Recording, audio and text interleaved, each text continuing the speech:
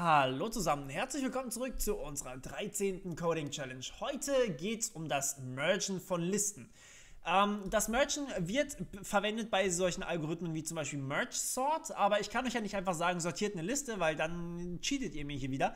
Nein, ich muss euch natürlich die Aufgabe geben, zum Beispiel einen Merge selbst zu schreiben, und das funktioniert auch ziemlich gut.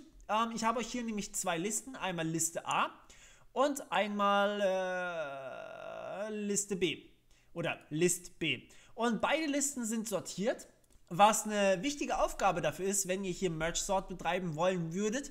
Und ja, was rauskommen soll, ist natürlich jetzt wieder die Elemente aus beiden Listen auch sortiert. Also das heißt, das kleinste Element ganz vorne, das größte Element ganz hinten, sowohl aus Liste A als auch aus Liste B. Wenn ein Element doppelt oder dreifach vorkommt, dann macht ihr es auch doppelt oder dreifach in die Antwortliste rein. So, eure Frage oder eure Challenge könnt ihr natürlich wieder mal hier bekommen, beziehungsweise Link unten in der Beschreibung, und eure Antwort per Post-Request bitte an den Link, der auch unten in der Beschreibung drin steht.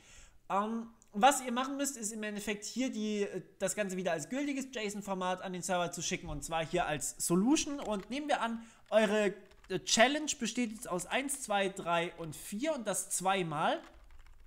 Dann müsst ihr hier natürlich auch 1, 1, 2, 2, 2, 2, 3, 3 und von mir aus besteht eine Liste aus 1, 2, 3 und die andere aus 1, 2, 3, 4. Dann habt ihr das hier als Lösung. Das heißt, eine sortierte Variante, die alle Elemente enthält, die in A und B drin sind. Auch wenn die Listen unterschiedlich lang sind. Achtet darauf.